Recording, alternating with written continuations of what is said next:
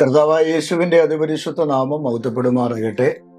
ഒരു പ്രാവശ്യം കൂടെ ഗ്രേസ് ടിവിയിൽ പ്രഭാത സന്ദേശവുമായി നിങ്ങളെ അഭിസംബോധന ചെയ്യാൻ സ്വർഗത്തിലെ ദൈവം അവസരങ്ങൾ നൽകിയതിനായി 1000 നന്ദി യേശു രാജാവിന് അർപ്പിക്കുക. ഓരോ ദിവസവുമുള്ള ദൈവിക സന്ദേശം നമ്മുടെ ജീവിതത്തിൽ അനുഗ്രഹമാകുന്നു എന്ന് അറിയുന്നതിൽ സന്തോഷം. ലോകമെമ്പാടുമുള്ള പ്രിയപ്പെട്ടവർ ഈ സന്ദേശം കേൾക്കുകയും നിങ്ങൾ അനുഗ്രഹിക്കപ്പെടുകയും ചെയ്യട്ടെ എന്ന് ഞാൻ ആത്മാർത്ഥമായി നിങ്ങൾക്ക് വേണ്ടി ഇന്ന് രാവിലെയും പ്രാർത്ഥിക്കുക. കഴിഞ്ഞുപോയ നാളുകളിൽ ദൈവത്തിന്റെ സ്നേഹവും കരുതലും ആ വിശ്വസ്തതയും തിരിച്ചറിഞ്ഞ് ആത്മാവിൽ പോരാടാനും പ്രാർത്ഥിക്കാനും ദൈവകൃപ അനുഭവിപ്പാനും ഒക്കെ ദൈവം നമുക്ക് അവസരങ്ങൾ നൽകിയല്ലോ. തീർച്ചയായും കർത്താവിന്റെ കൃപ നിങ്ങളുടെ മേൽ മഴ പോലെ പെയ്തിറങ്ങട്ടെ എന്ന ദൈവസന്നിധിയിൽ ഞാൻ നിങ്ങൾക്ക് വേണ്ടി പ്രാർത്ഥിക്കുക.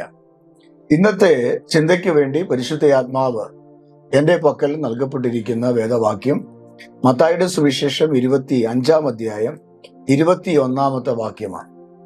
ആ വാക്യത്തിൽ നിന്നും ഒരനുഗ്രഹിക്കപ്പെട്ട ചിന്ത നിങ്ങൾക്ക് ഈ സമയത്ത് കൈമാറാൻ ഞാൻ ക്രിസ്തുവിൽ ആഗ്രഹിക്കുകയാണ്. വാക്യം ഇങ്ങനെയാണ്, ഞാൻ വായിച്ചു കേൾപ്പിക്കാം. അതിന് യജമാനൻ നല്ലവനും വിശ്വസ്തനുമായ ദാസനെ, നീ അല്പത്തിൽ വിശ്വസ്തനായിരിക്കുക, ഞാൻ നിന്നെ അധികത്തിൽ വിചാരകനാക്കും. നിന്റെ യജമാന്റെ സന്തോഷത്തിൽ പ്രവേശിക്ക എന്ന് അവൻ പറഞ്ഞു. അനുഗ്രഹിക്കപ്പെട്ട നല്ല വേദവാക്യത്തിനായി സ്തോത്രം ചെയ്യുകയാണ്. നമ്മുടെ വാഴ്ത്തപ്പെട്ട കർത്താവായ യേശു ക്രിസ്തുവിന്റെ പരസ്യകാല ശുശ്രൂഷയിൽ ഒട്ടനവധി ഉപമകൾ യേശു കർത്താവ് പറഞ്ഞിട്ടുണ്ട്. ഇവിടെ കർത്താവ് പറയുകയാണ്, 5 താലന്ത് ലഭിച്ചവൻ അത് 5ഉം കൂടെ നേടി. 2 താലന്ത് ലഭിച്ചവൻ 2ഉം കൂടെ നേടി. 1 താലന്ത് കിട്ടിയവൻ അത് കുഴിച്ചിട്ടു. വിശുദ്ധ വേദപുസ്തകത്തിൽ താലന്തുകളുടെ ഒരു ഉപമയാണ് ഇവിടെ രേഖപ്പെടുത്തിയിരിക്കുന്നത്. ഒരു മനുഷ്യൻ പ്രദേശത്തേക്ക് പോകുമ്പോൾ തന്റെ ദാസന്മാരെ വിളിച്ച് താലന്തുകൾ വ്യാപാരം ചെയ്യാനായി ഏൽപ്പിക്കുന്ന ഒരു ഭാഗമാണ്.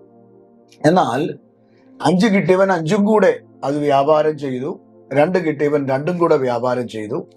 1 കിട്ടിയവൻ അത് കുഴിച്ചിട്ടു.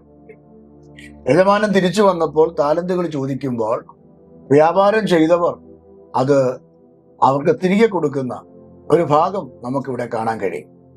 എന്നാൽ ഇവിടെ വ്യക്തമായി പറയുകയാണ്, യജമാനൻ പറയുകയാണ്, അത് വ്യാപാരം ചെയ്തവനെ നോക്കി പറയുകയാണ്, നല്ലവനും വിശ്വസ്തനുമായ ദാസനെ.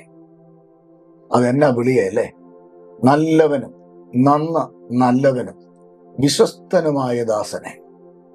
ദൈവം നമ്മളെ വിളിക്കുന്ന ഒരു സമയമുണ്ട്, വിശ്വസ്തനായ ദാസനെ. ദൈവം നമ്മെ പരമേൽപ്പിക്കപ്പെട്ട കാര്യങ്ങൾ, അത് ആത്മാക്കളെ നേടുന്ന വിഷയമാകാം, കുടുംബത്തെ നോക്കുന്ന വിഷയമാകാം, കുഞ്ഞുങ്ങളെ നോക്കുന്ന വിഷയമാകാം.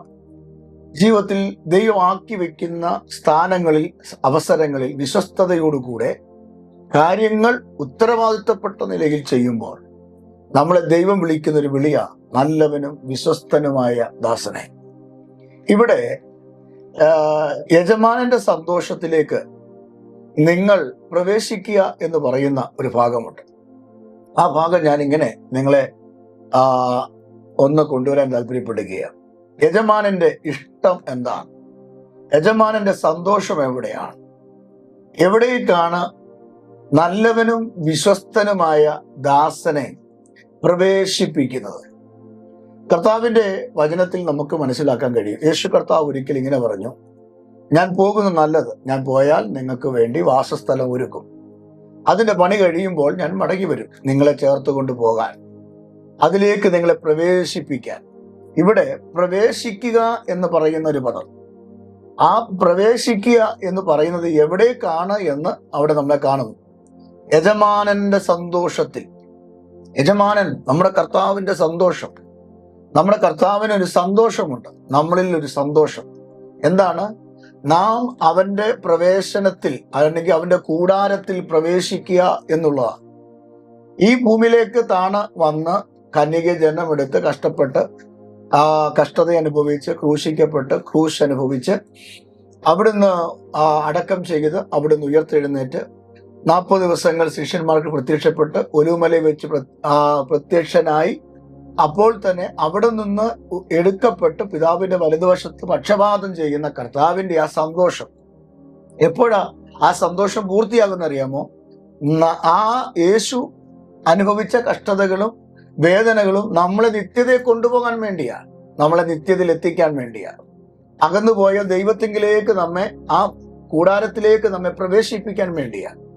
അപ്പൊ ഇതെല്ലാം കഴിഞ്ഞിട്ട് നമ്മൾ നിത്യതയെ ചെല്ലുമ്പോഴാണ് കർത്താവിന്റെ സന്തോഷം പൂർണ്ണമാകുന്നത്. നമ്മൾ നിത്യതയെ ചെല്ലുമ്പോൾ സ്വർഗം സന്തോഷിക്കുക, യേശു സന്തോഷിക്കുക, താൻ അനുഭവിച്ച ആ കഷ്ടത താൻ നാം നിമിത്തം മറക്കുകയാണ്. അപ്പോൾ കഷ്ടതയല്ല, ക്രൂശീകരണമല്ല കർത്താവ് ഓർക്കുന്നേ, പകരം ക്രിസ്തു നമ്മളെ നോക്കുമ്പോൾ കർത്താവിന് സന്തോഷം ഉണ്ടാകുക. ആ സന്തോഷത്തിലേക്ക് നമ്മൾ എന്ത് ചെയ്യുക? പ്രവേശിപ്പിക്കുക. അപ്പൊ ക്രിസ്തുവിന്റെ സന്തോഷത്തിലേക്ക് പ്രവേശിപ്പിക്കുക എന്ന് പറയുമ്പോൾ ക്രിസ്തു ഇരിക്കുന്നിടത്ത്, ക്രിസ്തുവിന്റെ വാസസ്ഥലമായ സ്വർഗത്തിലേക്ക് നമ്മളെ കൊണ്ടുപോകുക, പ്രവേശിപ്പിക്കുക എന്ന് നമുക്ക് കാണാൻ കഴിയും. ഇവിടെ ചെന്ന് കഴിഞ്ഞാൽ നമുക്ക് എന്ത് കിട്ടും? ഒരു ചോദ്യമാണ്. ഇവിടെ ചെന്ന് കഴിഞ്ഞാൽ നമുക്ക് എന്ത് കിട്ടും? വിശുദ്ധ വേദപുസ്തകം വായിക്കണം, തുറക്കണം, അത് നിങ്ങൾ വായിക്കണം. ഞാൻ വാക്യങ്ങൾ റെഫറൻസ് മാത്രം പറയാം, അത് വായിച്ച് നിങ്ങൾ പഠിക്കണം. സ്വർഗത്തിൽ ചെന്നാൽ, പ്രവേശിച്ചാൽ, സന്തോഷത്തിൽ ചെന്നാൽ നമുക്ക് എന്ത് കിട്ടും? അതിന് ആരംഭത്തിലെ ഇവിടെ നമുക്ക് കാണാൻ കഴിയുന്നത് നല്ലവനും വിശ്വസ്തനുമായ ദാസനെ എന്നുള്ള വിളി കിട്ടും, വിളിപ്പേര് കിട്ടും. സ്വർഗത്തിൽ ചെന്നാൽ നമുക്ക് കിട്ടുന്ന ആദ്യത്തെ നമ്മുടെ പദവി, നമ്മളെ നല്ലവനും വിശ്വസ്തനുമായ ദാസനെ എന്ന് സ്വർഗത്തിൽ വിളിയുണ്ട്. മാത്രം ആ വിളി നമുക്ക് കിട്ടും. പിന്നെ നമുക്ക് കിട്ടുന്നത് ഏതാണ്ട് 4 കിരീടങ്ങളാണ്. ധാരാളം കിരീടങ്ങളുണ്ട്. 4 കിരീടങ്ങൾ ഞാൻ പറയാം. ഒന്നാമത്തെ കിരീടം വാടാത്ത കിരീടം. രണ്ടാമത്തെ കിരീടം 1 തിമോത്തിയോസിന്റെ ലേഖനം 4:8 നീതിയുടെ കിരീടം നമുക്ക് കിട്ടും. മൂന്നാമത്തെ കിരീടം യാക്കോബ് 1:12 ജീവ കിരീടം നമുക്ക് കിട്ടും. നാലാമത്തെ കിരീടം 1 പത്രോസിന്റെ ലേഖനത്തിലാണ് 5:4 മഹത്വത്തിന്റെ കിരീടം കിട്ടും. അപ്പം സ്വർഗത്തിൽ ചെല്ലുമ്പോൾ നമുക്ക് എന്തോ കിട്ടും? കിരീടം കിട്ടും. മറിച്ച് നല്ലവനും വിശ്വസ്തനുമായ ദാസനെ എന്നുള്ള പേര് നമുക്ക് കിട്ടും. വിളി നമുക്ക് കേൾക്കാൻ കഴിയും. ഒന്ന് ഓർത്ത് നോക്കിക്കേ, കിരീടമൊക്കെ വെച്ച് ഈ പേരൊക്കെ കേട്ട് നമ്മൾ ഇരിക്കുന്ന ആ മഹത്വം ഓർത്ത് നോക്കിക്കേ. അടുത്തത് നമുക്ക് കാണാൻ കഴിയുന്നത് വെളിപ്പാട് പുസ്തകം 3:21 വാക്യമാണ്. ആ വാക്യത്തിൽ സിംഹാസനത്തിൽ നമ്മെ ഇരുത്തും. നമ്മളെ എവിടെ ഇരുത്തും? സിംഹാസനത്തിൽ നമ്മളെ ഇരുത്തും. സിംഹാസനത്തിൽ ഇരിക്കുന്ന എന്തിനാണ്? ഭരിക്കാനാണ്. അപ്പൊ നമ്മളെ സിംഹാസനത്തിൽ ഇരുത്തും. വെളിപ്പാട് 2:17 നമുക്ക് കാണുന്നു, പുതിയൊരു പേര് നമുക്ക് തരും. പുതിയൊരു പേര് നമുക്ക് തരും. ലൂക്കോസ് 12:37 നമ്മൾ കാണുന്നത് എന്താ അറിയാമോ? നമ്മെ ശുശ്രൂഷിക്കും. ദൂതന്മാരെ കൊണ്ട് നമ്മെ എന്ത് ചെയ്യും? സ്വർഗത്തിൽ ചെല്ലുമ്പോൾ ശുശ്രൂഷിക്കും. അപ്പോൾ തന്നെ വെളിപ്പാട് 21:4 വായിക്കുകയാണ്, നിത്യമായ സന്തോഷം ലഭിക്കും. ഇത്രയും കാര്യങ്ങളാണ് സ്വർഗത്തിൽ നമ്മൾ ചെല്ലുമ്പോൾ. ഇവിടെ നല്ലവനും വിശ്വസ്തനുമായി ജീവിച്ചാൽ, ദൈവം നമ്മെ ആക്കി വെച്ച ഭൗതിക ആത്മീയ ജീവിത മേഖലകളിൽ നമ്മൾ നല്ലവരായി ജീവിച്ചാൽ, വിശ്വസ്തരായി ജീവിച്ചാൽ, വക്രതയും തട്ടിപ്പും വെട്ടിപ്പും ചതിയും വഞ്ചനയും ഇല്ലാതെ ക്രിസ്തുവിന്റെ മണവാട്ടിയായി നാം ജീവിച്ചാൽ, നമ്മൾ നല്ലവരായി ഒരു ആത്മീകനായി നമ്മൾ ജീവിച്ചാൽ ഇത്രയും അനുഗ്രഹങ്ങൾ നമുക്ക് കിട്ടും.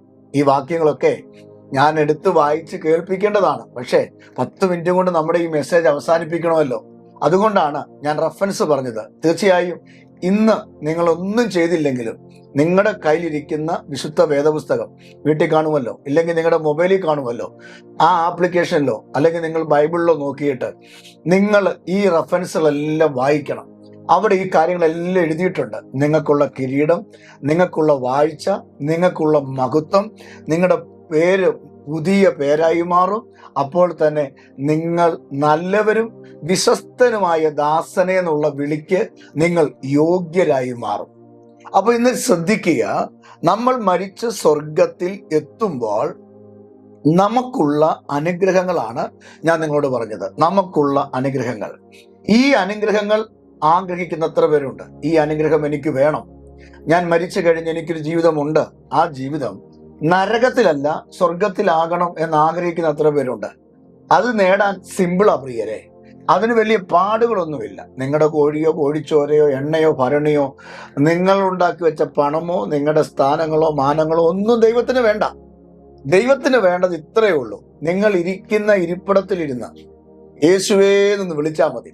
ഹൃദയം തുറന്നിട്ട് യേശുവേ എന്ന് വിളിച്ചിട്ട് ഇങ്ങനെ പറയണം, കർത്താവേ, ഞാനൊരു പാപിയാണ്, എൻ്റെ ഈ പാപത്തിൽ നിന്ന് എന്നെ വിടുവിക്കണേ, എന്നെ ഒന്ന് വിശുദ്ധീകരിക്കണേ, എന്നെ ഒന്ന് ശുദ്ധീകരിക്കണേ, അവിടുത്തെ മകനാക്കി അവിടുത്തെ മകളാക്കി എന്നെ ഒന്ന് ഒരുക്കണമേ, അവിടുത്തെ രാജ്യത്തിൽ എന്നെ കൊണ്ടുപോകണേ, ഈ പറഞ്ഞ അനുഗ്രഹങ്ങൾ എനിക്കും തരണേ എന്ന് പറഞ്ഞൊന്ന് പ്രാർത്ഥിച്ചാൽ മതി.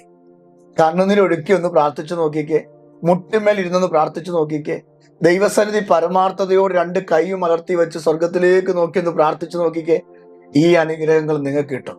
നിങ്ങളുടെ പേര് മാറും. നിങ്ങൾ നല്ലവനും വിശ്വസ്തനെന്ന ഒരു പേര് നിങ്ങളെ വിളിക്കും. അതുമാത്രമല്ല, നിങ്ങൾക്ക് കിരീടം ദൈവം തരും. നിങ്ങളുടെ തലയിൽ ദൈവം കിരീടം വെക്കും. അപ്പോൾ തന്നെ മഹത്വത്തിൽ ദൈവം നിന്നെ നിറയ്ക്കും.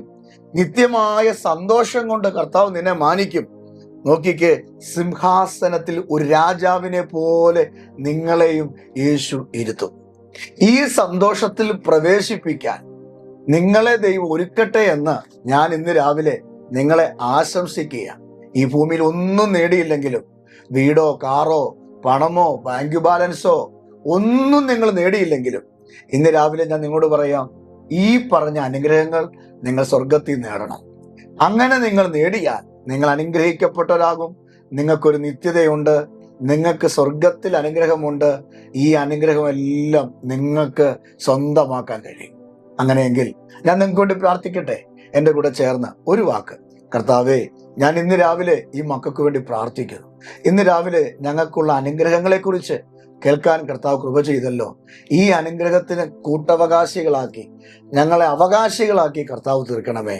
ഞങ്ങൾക്ക് വെച്ചിട്ടുള്ള ആ വലിയ നന്മ, ആ പുതിയ പേര്, കിരീടങ്ങൾ, ആ കർത്താവെ സിംഹാസനം, ആ മഹത്വം, ആ ദീർഘമായ സന്തോഷം ഞങ്ങൾക്ക് തരണേ. ഈ സന്ദേശം കേട്ട ഈ മക്കൾക്ക് കൊടുക്കണേ. ഇവരെ അനുഗ്രഹിക്കണമേ. ഇവർ രോഗം മാറ്റണേ, ക്ഷീണം മാറ്റണേ, കടം മാറ്റണേ, തകർച്ച മാറ്റണേ. ഈ സന്ദേശം ഞങ്ങളുടെ ജീവിതത്തിൽ വലിയ വിടുതലാക്കി തീർക്കണമേ. ഗ്രേസ് ടിവിയുടെ എല്ലാ പ്രേക്ഷകർക്കായി ഇന്ന് രാവിലെ പ്രാർത്ഥിക്കുന്നു. ഞാൻ ഹൃദയം തുറന്ന് നിന്റെ മക്കൾക്ക് വേണ്ടി പ്രാർത്ഥിക്കുന്നു. യേശുവിന്റെ നാമത്തിൽ നിന്റെ മക്കൾ അനുഗ്രഹിക്കപ്പെടട്ടെ കർത്താവേ. കർത്താവ് പ്രാർത്ഥന കേട്ടതിനായി സ്തോത്രം.